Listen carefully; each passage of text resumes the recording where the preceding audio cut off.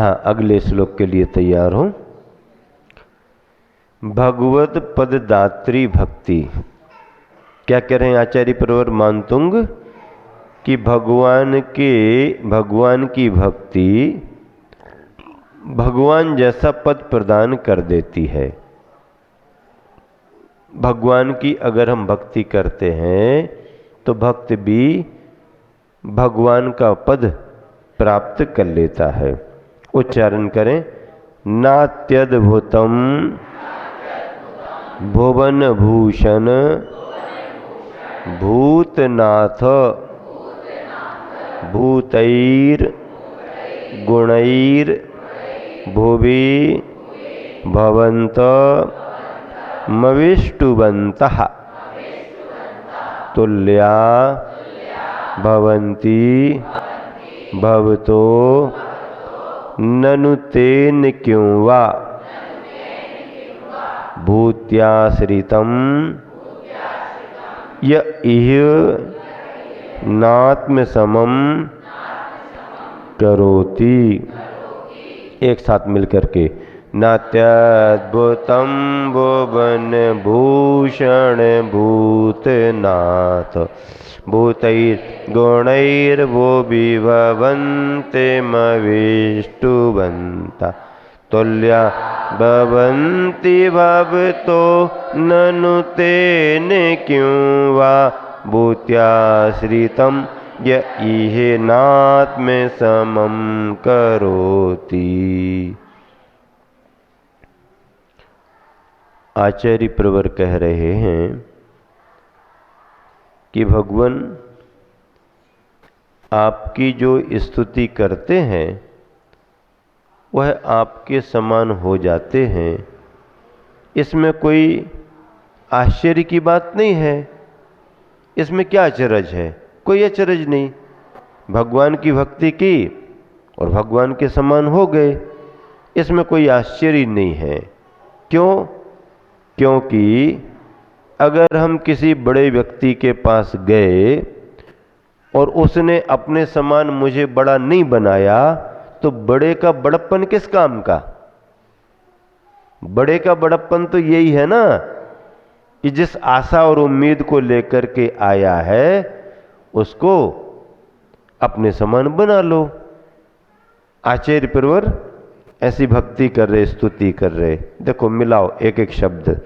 भुवन भूषण, हे संसार के भूषण।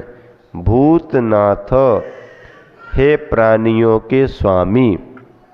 संस्कृत में भूत शब्द प्राणियों के अर्थ में भी आता है, लेकिन जिसको संस्कृत का ज्ञान नहीं है और उसके सामने कह दिया जाए भूतनाथ तो वो क्या समझेगा? कोई भूतों के स्वामी आ गए हैं। संस्कृत शब्दों में अनेक अर्थ होते हैं। पान, भूत, जीव, सत्व। जीव के अर्थ को बतलाने के लिए प्राणी भी कहा जाता है, भूत भी कहा जाता है, जीव भी कहा जाता है और सत्व भी कहा जाता। सत्वेषु मैत्रीम कहा जाता ना, सत्वेषु मैत्रीम। अब सत्वों में मैत्री। अब सत्व का अर्थ क्या? तो वहाँ पर जीवों में, प्राणियों में प्रेम भाव हो।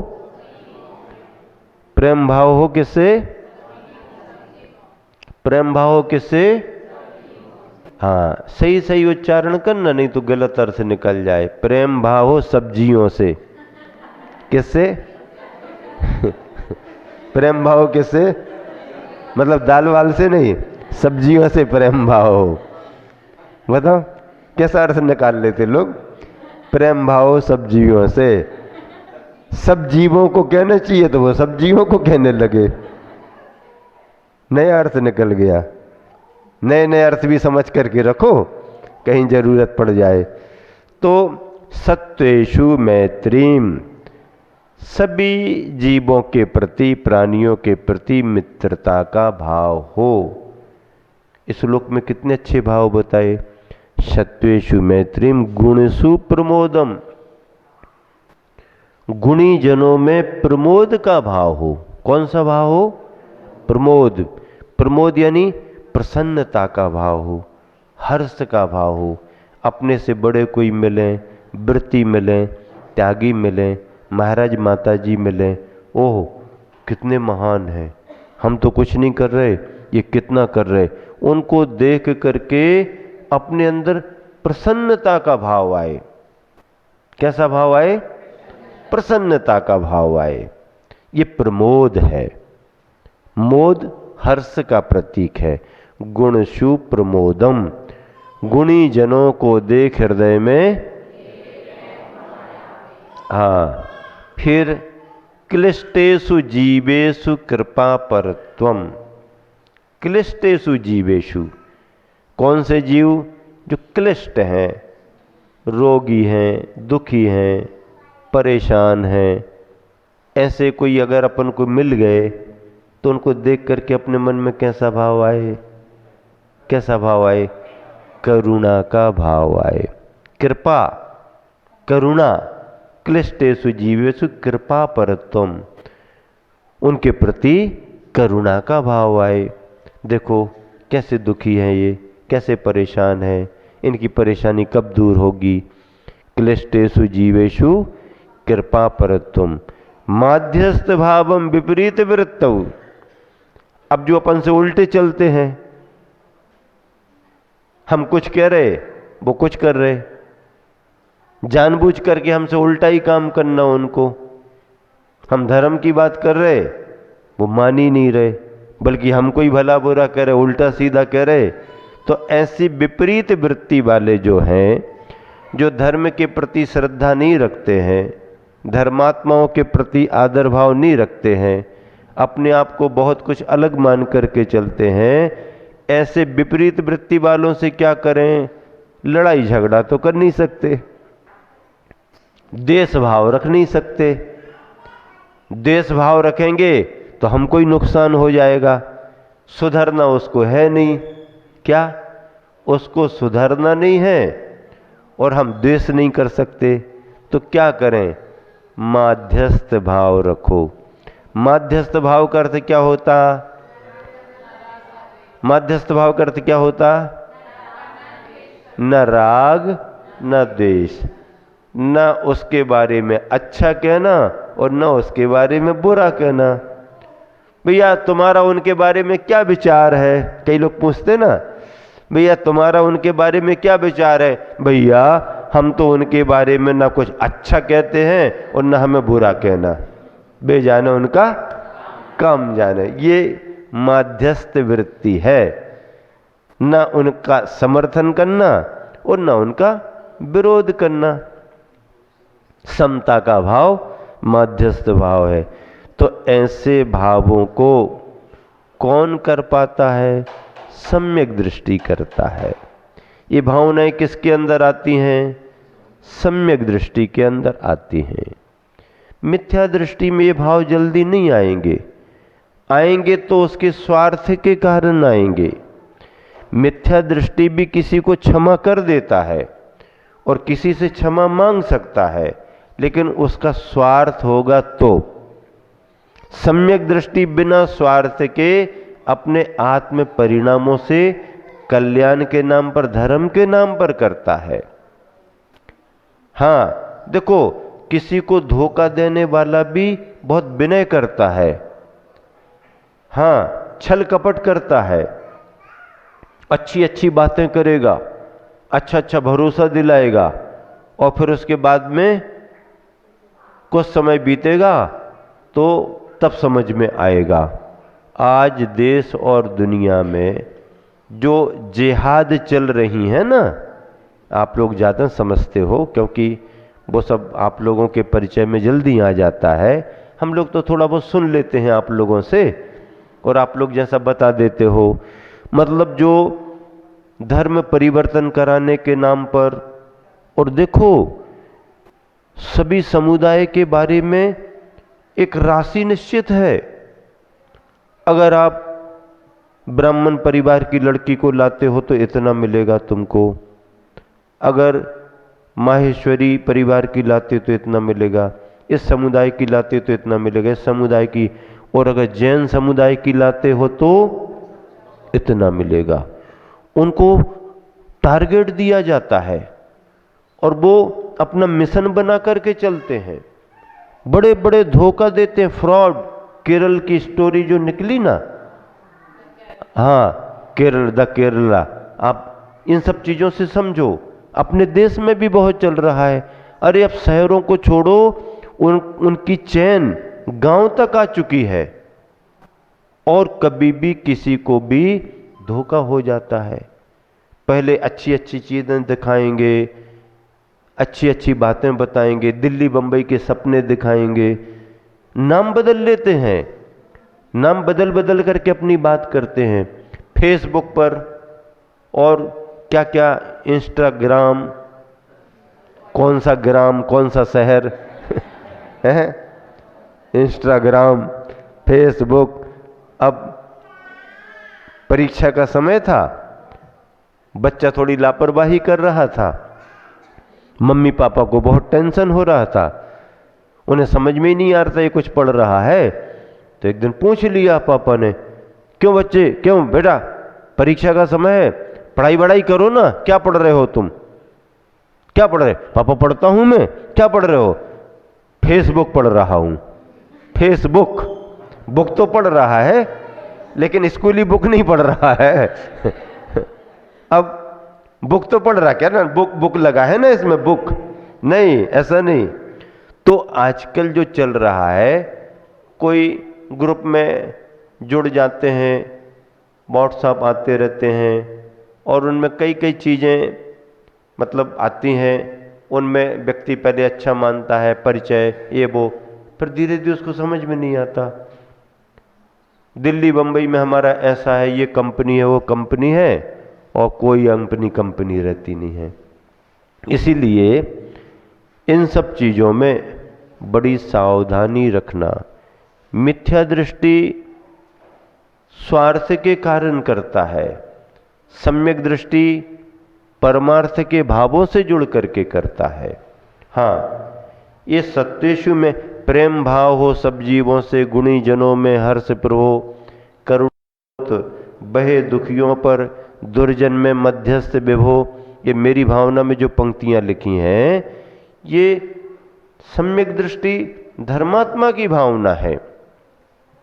और सम्यक दृष्टि कौन होगा? आप घर में रह करके भी सम्यक दृष्टि हो सकते हो। सम्यक दृष्टि होने के लिए घर छोड़ना जरूरी नहीं है। यहां तक कि सम्यक दर्शन के प्रभाव से आप घर में रह करके भी तीर्थंकर प्रकृति का बंद कर सकते हो। लेकिन अभी इस समय नहीं होगा, क्योंकि बंद करने के लिए केवली श्रुत केवली हमारे पास नहीं है, सामने नहीं है। लेकिन ये सुविधा है, सम्यक दर्शन का इतना प्रभाव है। ऐसे सम्यक दर्शन को जिसने प्राप्त कर लिया है, वह अपनी भावनाओं से जब भगवान की भक्ति करता है तो अपने आप को बड़ा लघु मानता है और विनम्र भावों से भगवान की स्तुति करता है। देखिए क्या लिखा है, भूतनाथ प्राणियों के स्वामी, भूत ही गुण ही। अब यहाँ भूत शब्द आया तो सच्चे गुणों के द्वारा, किसके द्वारा?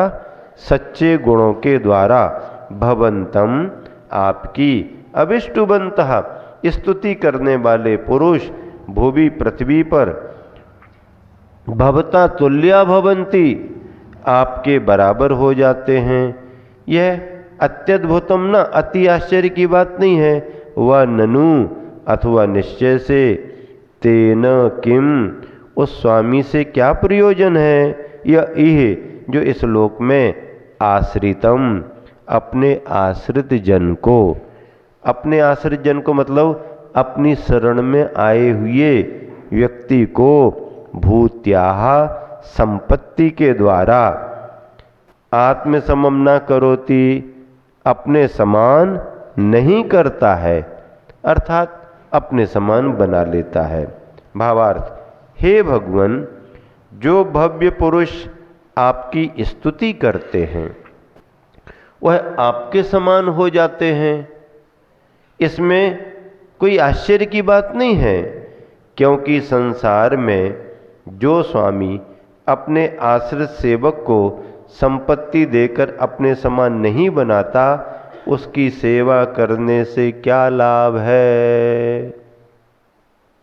हालांकि देखें तो कोई भी सेठ स्वामी अपने समान तो नहीं बनाता अपने पास आने वाले को, है, क्योंकि उसका स्थान अपना है, नहीं बनाता, लेकिन सहयोग तो करता ही करता है।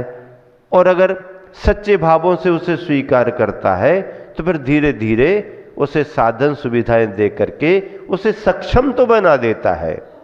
क्या सक्षम बना देता है? अपने अपने समुदाय के हर परिवार को भी सक्षम बनाना चाहिए। हां, सभी समुदायों में यह भावना आना चाहिए कि अपने समुदाय का कोई परिवार बहुत कमजोर ना रहे। उसे सक्षम कैसे बनाए? तो कई जगह अलग अलग प्रयोग किए गए।